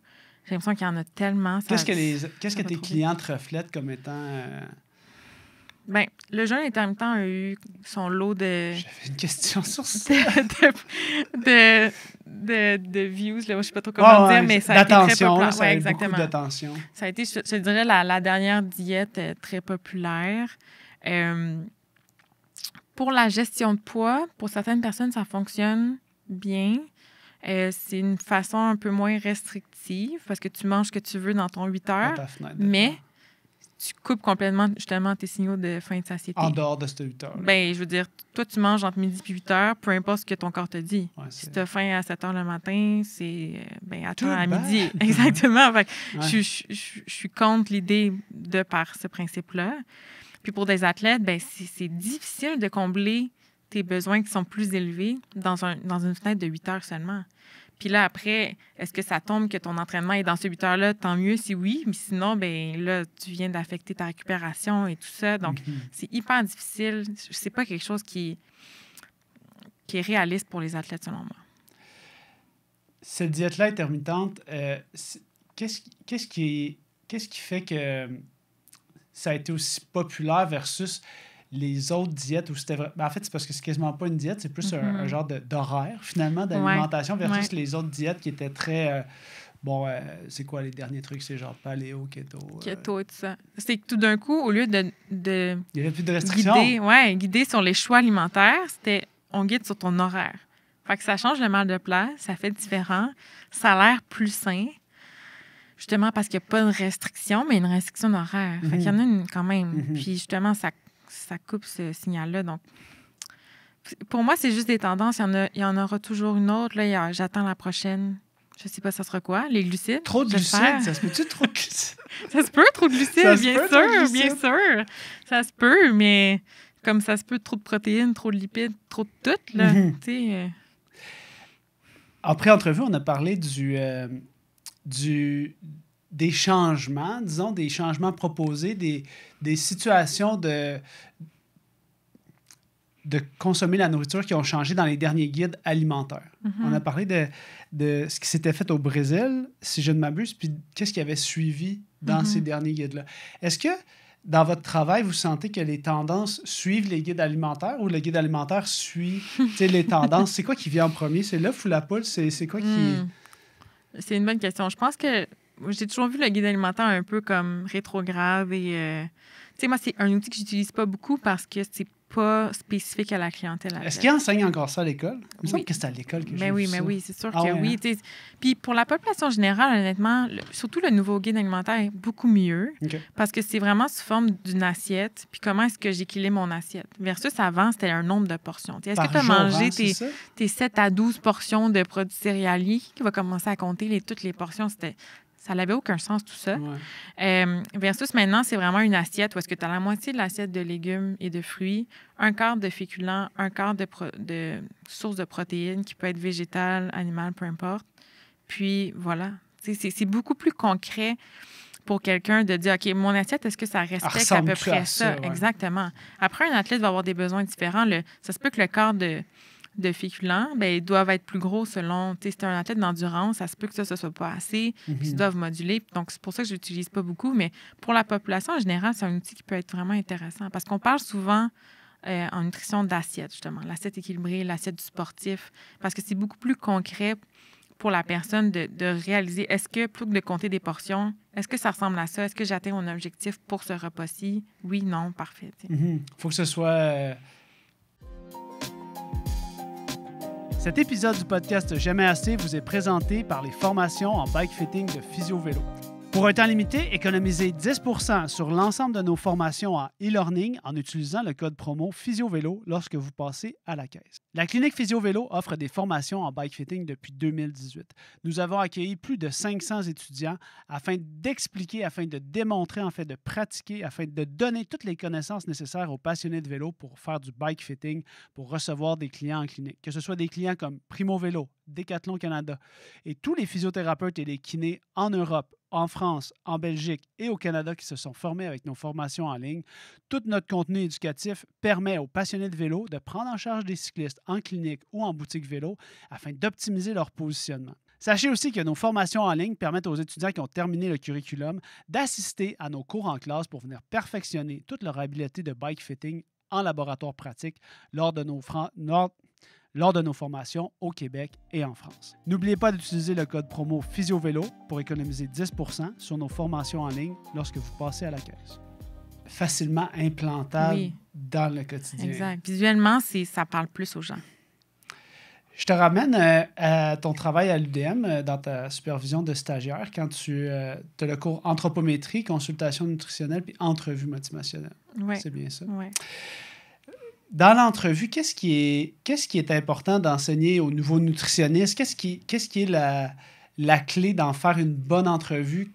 Ou même que, tu sais, est-ce qu'on peut refléter certaines questions qui sont bonnes pour les patients à se poser par rapport à leur nutrition? Qu'est-ce que tu reflètes à tes nouveaux clients quand ils viennent? Premièrement, ils consultent, ils ont un motif de consultation X, je veux prendre de la masse.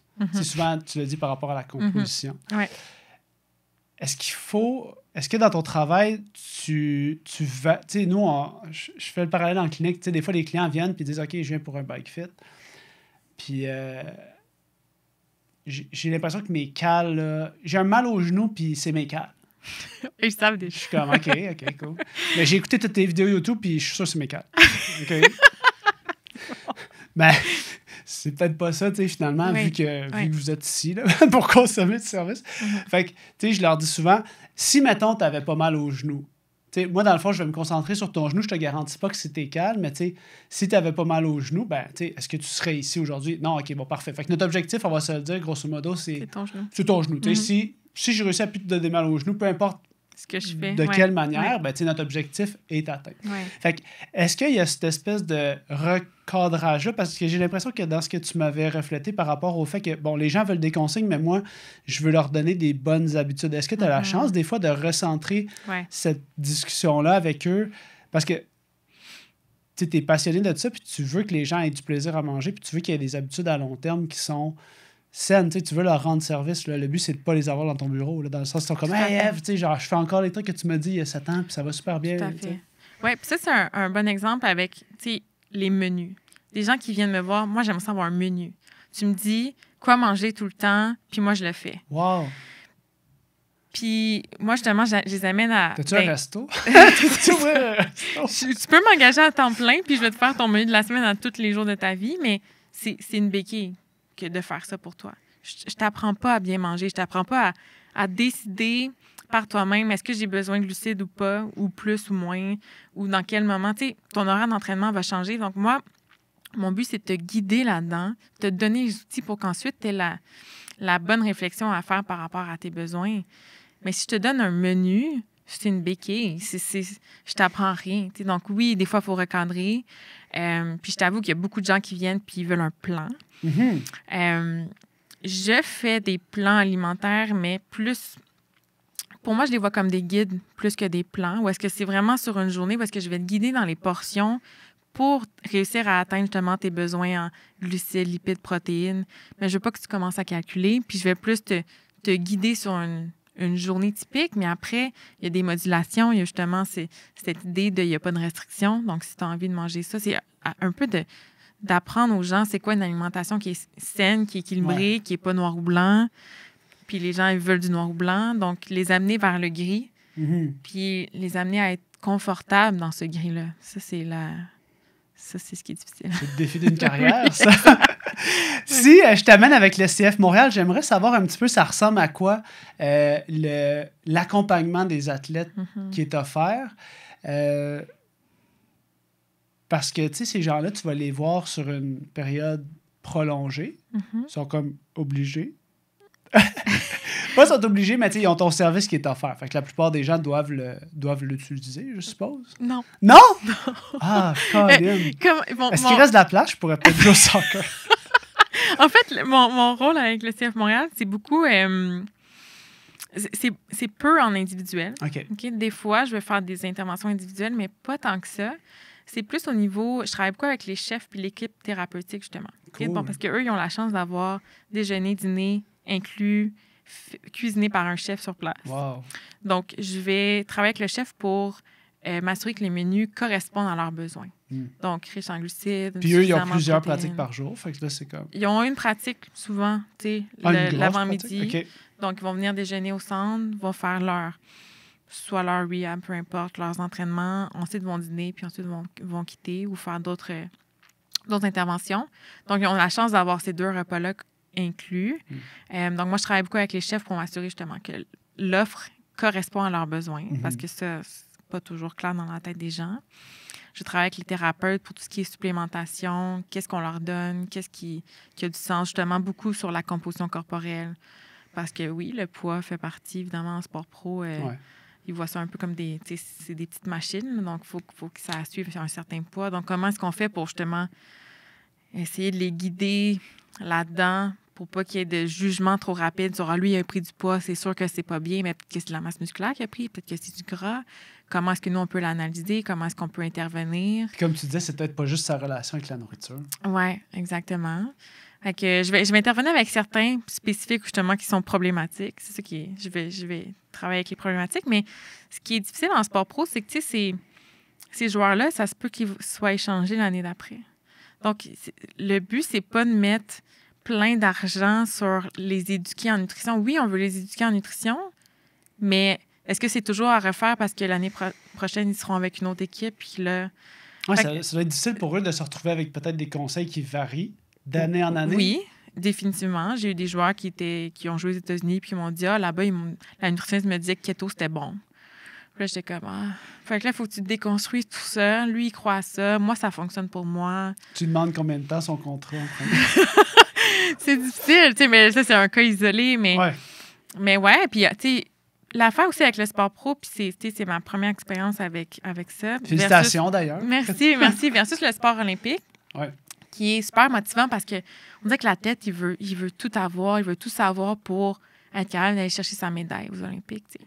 Versus le joueur pro, lui, il a déjà comme atteint. Il a payé son contrat. Mais il a réussi, tu sais. Oui, parce qu'il a signé un contrat. Exact. Ouais. Puis il est payé pour faire ça. Fait qu'il est comme, pourquoi est-ce que je devrais changer? Tu sais, pourquoi est-ce que je devrais me forcer à cuisiner quand je peux juste commander du Uber Eats puis pas me casser la tête? Je suis déjà pro. Je suis déjà bon. Tu comprends? Il y en a qui ont quand même une ouverture d'esprit, qui veulent être le meilleur de leur potentiel puis qui veulent s'améliorer. Mais il y en a certains que tu vois que, pourquoi tu es là? Pourquoi tu me donnerais des conseils? Pourquoi je ferais un effort? Oui, c'est comme si quand ils t'arrivent, c'est parce qu'ils sentent qu'il faut qu'ils règlent un problème, genre. Oui, exact. C'est pas tant positif pour eux. Là. C'est comme, non. Là, je te cite, là, je suis comme en Puis il faut faire un effort. C'est quand même faire un effort de faire des changements d'habitude pour n'importe qui. Oui, 100%. Puis quand tu vois pas vraiment la pertinence, puis là, c'est un sport d'équipe, fait que tout repose pas sur toi uniquement.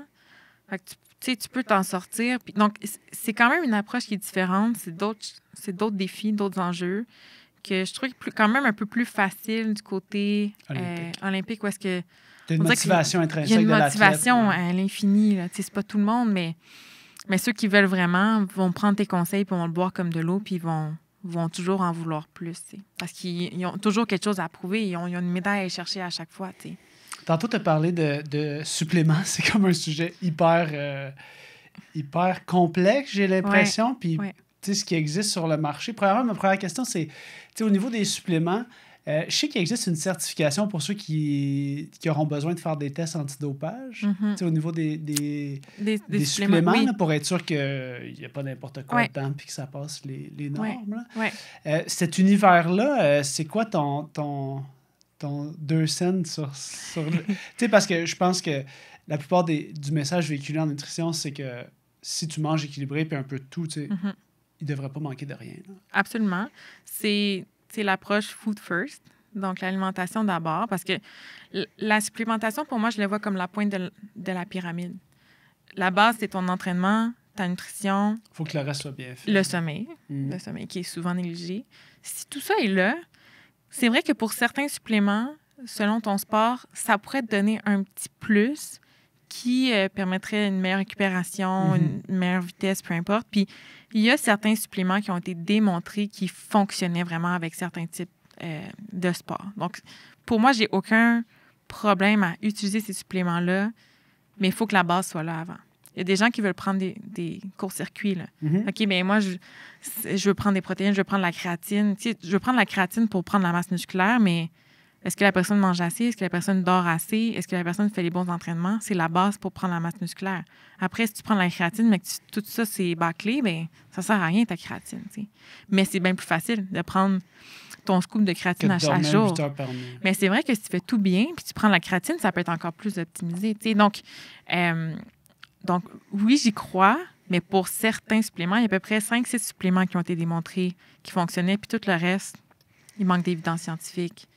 Donc, c'est vraiment un faible pourcentage de tout ce qui existe sur le marché. Puis, il y a tellement de marketing dans les suppléments. Tu sais, les électrolytes, là. Ça, c'est un bon exemple. Parle-nous de ça, parce que nous, là, les athlètes d'endurance, on aime ça. Mais oui, les électrolytes, c'est super c'est pour ça que je t'en parle. Puis, pour vrai, les dernières études que j'ai lues là-dessus, c'est pas vraiment important. Pour vrai, même, tu sais, le plus important, c'est le sodium. C'est le sel que tu perds dans la sueur. Puis même ça, c'est quand même rare qu'il faut vraiment que tu le rends flou au fur et à mesure que tu le perds. Pendant. Puis ça, c'est le sel. Puis toutes les autres, mais c'est toutes les autres qui sont vendues aussi, tu sais, du potassium, le magnésium, tout ça. Puis il n'y a pas d'études vraiment qui montrent qu'il faut absolument que tu t'en prennes pendant ton effort. Puis, à moins qu'il fasse super chaud, que tu transpires énormément, oui, ça peut aider un peu, mais faut que tu sois guidé là-dedans. Pas tant que ça. C'est vraiment pas tant que ça. C'est comme un peu un scam là, qu'on se fait parler des électrolytes depuis toutes ces années, puis finalement, on se rend compte que hey, si tu en manges dans ton alimentation, puis il y en a là, du potassium, du magnésium dans une alimentation équilibrée, t'as pas à te casser la tête. Fait que même moi, je revois mes recommandations. Peut-être que finalement, je dois pas mettre trop d'emphase là-dessus, tu sais, les électrolytes, puis tout ça, parce qu'on... Nous-mêmes, en nutrition sportive, à un moment donné, on se fait comme convaincre que c'est important, mais quand tu regardes les études, c'est pas si évident que ça. Là. Ouais, je suis désolée. Changement de paradigme. Pour toutes les gens qui prennent des électrolytes. Mais honnêtement, la seule chose que je peux te dire, par contre, c'est si tu bois plus d'eau ou... Hyponatrémie, oui. Ben, non, mais si tu bois plus ta boisson, ton bidon, parce que tu mets des électrolytes puis un petit goût que t'aimes, que si tu bois juste de l'eau flat... Je peux continuer. Ouais, ben go. Tu sais, moi, l'important, c'est que tu t'hydrates assez. Puis l'hydratation, il y en a beaucoup qui en boivent pas assez. Tu sais, qui boivent pas assez. Donc, si ça fait en sorte que, ben moi, j'aime mieux mon eau quand elle goûte baie de whatever parce qu'il y a mon électrolyte dedans, ben si ça te fait boire plus d'eau, l'objectif est fair enough. Ouais, exactement. Qu'est-ce que tu penses... Comment on doit aborder les produits, tu sais, les poudres pour mettre dans les bidons? Parce que, tu sais, maintenant, on est capable, avec certains mélanges, d'atteindre des 70 grammes de glucides qui ne goûteront pas. J'ai fait l'essai parce que je voulais juste voir qu'est-ce que ça faisait. Puis, tu sais, c'est quand même... ça se dissout. Puis, bon, je ne l'ai pas fait pendant 4 heures, mais c'était intéressant. Mais encore là, ça doit être quelque chose qui peut, genre, occasionner... Comme tu disais, le diarrhée, le transit intestinal, tout ça? Moins. Moins? En fait, ouais. Tu sais, Martin a sorti justement le drink mix, ou en tout cas quelque chose comme ça, où est-ce que tu as le double de glucides par rapport à un Gatorade, une boisson pour sportif normale. Puis justement, c'est fait pour être bien toléré, malgré le fait que c'est plus... Parce que sinon, tu pourrais mettre du jus directement, puis ça serait trop concentré. Parce que tu aurais plein de fructose, là, que là, mettons, ça passerait pas bien, exactement. Puis c'est pour ça que le Gatorade, il est fait pour avoir un pourcentage entre 4 à 8 qui passe bien. Mais le drink mix ou autres produits comme ça, où est-ce que tu as le double de glucides, c'est en fait, c'est une nouvelle technologie qui fait en sorte que tes glucides sont absorbés mieux. Donc, tu n'auras pas l'impact d'avoir autant de concentré dans ton estomac qui peut te créer la diarrhée. Donc, moi, je trouve ça génial parce que c'est une option vraiment intéressante pour avoir assez de glucides quand je te dis d'en prendre 60 à 90 grammes par heure. Quand il faut que tu boives 2 Gatorade, plus je sais pas quoi, ça fait beaucoup de liquide, c'est beaucoup de choses à manger, mais ça, je trouve que c'est une avenue très intéressante. Quand même une innovation. Absolument. Puis j'ai l'impression qu'il va y en avoir de plus en plus qui vont sortir sur le marché parce que c'est vraiment un atout intéressant. Justement, dans cette... le sport d'endurance. C'est ça, cette tendance-là vers le sport d'endurance énorme. Y a-tu beaucoup de tes clients qui viennent te voir pour ces ultra-défis-là? Tu sais, nous, on observe quand même dans notre clientèle une grosse augmentation, justement, des gens qui veulent faire le défi des 21, toutes des épreuves qui sont 24, 48, 72 heures. Notre collègue Charlotte a fait des FKT de genre 13 jours de course. On a vraiment des... Ouais, on a vraiment... Puis c'est super intéressant, là, cette nutrition-là que... Je me rappelle, Charlotte, quand elle a préparé son défi, c'était la traversée, tu sais... je vais peut-être manquer le nom, fait que je vais éviter de le dire, mais je sais que c'était vraiment une course où est-ce que c'est une abréviation. Sentier des Appalaches, je pense. OK. Bref, c'est sûr que je fais une erreur, mais je m'en excuse. Mais bref, elle avait déshydraté énormément de nourriture, puis elle avait tellement passé de temps à préparer sa stratégie. Cette tendance-là dans l'augmentation des sports d'ultra-endurance, est-ce que tu la vois dans ta clientèle? Tout à fait. Bien, j'en vois beaucoup à la course. Justement, la course de sentier, ça a pris plus d'ampleur, j'ai l'impression, ces dernières années. Beaucoup plus de gens qui en font, puis c'est des longues distances. Mais j'ai même eu des gens qui veulent faire des expéditions en kayak de plusieurs jours, des compétitions de canot qui durent des 4 heures, 6 heures, des choses qui n'existaient pas. Ou que je connaissais pas. Oui, le monde arrive, t'es comme, ça existe, ça, OK. Je vois beaucoup plus ça que des gens qui font des sprints de 10 secondes, vraiment, là. C'est la clientèle qui vient me chercher. Tu vois pas beaucoup de gens qui font des 100 mètres. Mais en même temps, c'est des gens qui ont besoin de conseils de nutrition. Parce que quand tu fais un 100 mètres, peut-être que peu importe ce que tu manges, tu vas t'en tirer. Mais quand tu fais 100 km de course, ben, tu n'as pas le choix de savoir qu'est-ce que tu vas manger dans ton 100 kilos. C'est long. Ça va te prendre plusieurs heures. Puis, à un moment donné, il faut que tu manges. Puis, qu'est-ce que tu manges? Puis, la course, le vélo, c'est une chose. Manger beaucoup, mais manger en courant, c'est pire parce que ton estomac, il gigote. Là, puis là, d'un coup, ça passe plus bien. Là, le vélo, c'est la classe là, parce que ton estomac, il est stable. Oui, c'est ça. Fait qu'imagine, dans la course, c'est un autre monde, puis c'est encore plus de préparation, encore plus d'entraînement de l'intestin, c'est complexe. Est-ce que tu connais-tu la fille américaine là, qui court là, avec ses shorts de basket, là, son nom de famille méchant?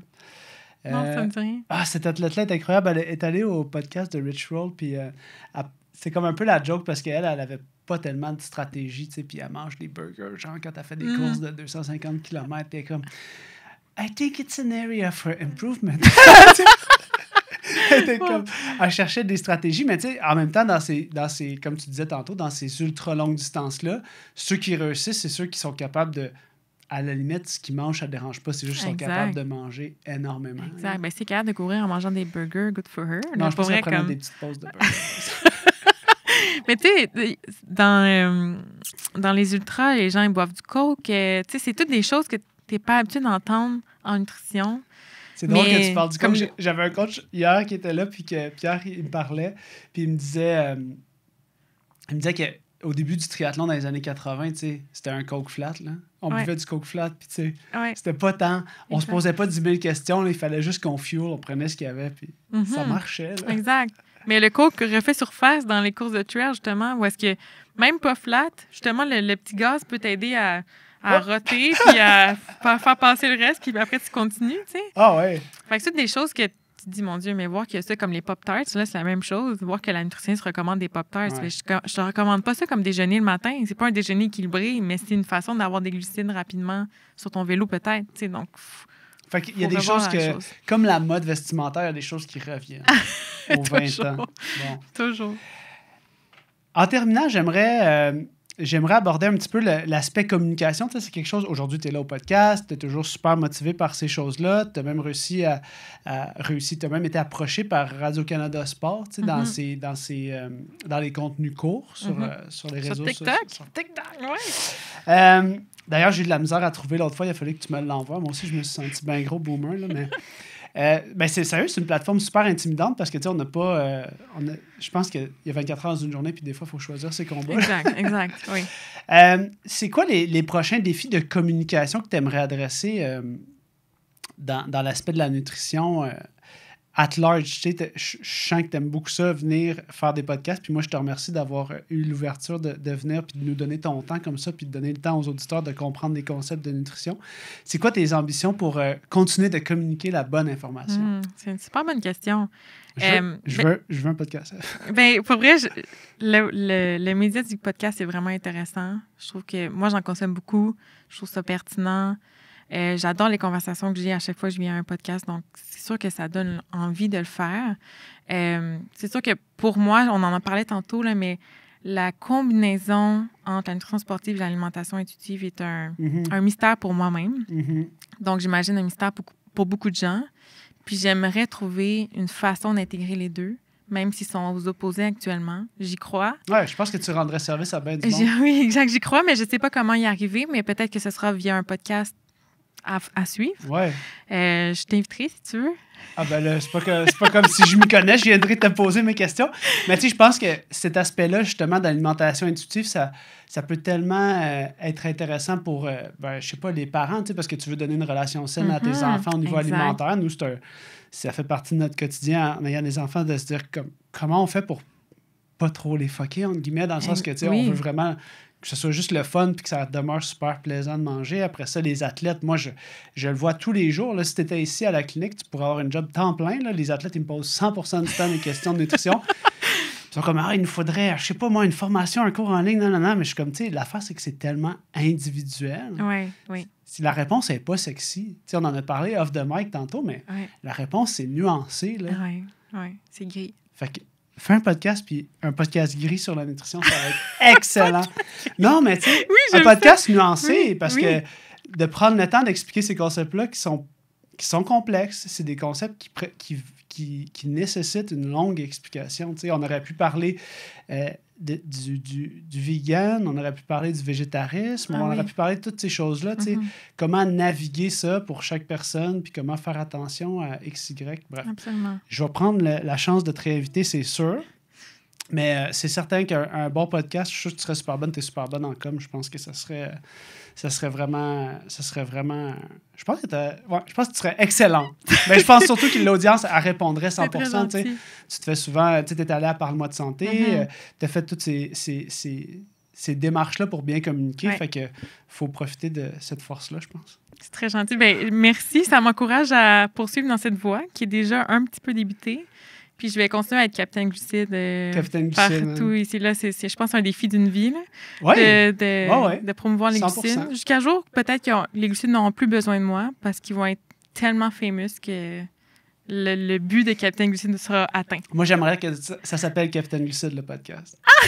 Puis je vais porter ton chandail, OK? OK. En fait, je vais faire un chandail Capitaine Glucide. J'aime beaucoup l'idée. C'est bon, parfait. Ça. Merci. Salut, Eve. Merci. Chers amis, merci de votre attention. N'oubliez pas de vous abonner ou de télécharger l'épisode. N'oubliez pas d'utiliser le code promo PhysioVélo sur toutes vos commandes futures avec les liens dans la description sous le podcast. On se voit dans le prochain épisode. À bientôt. Ciao.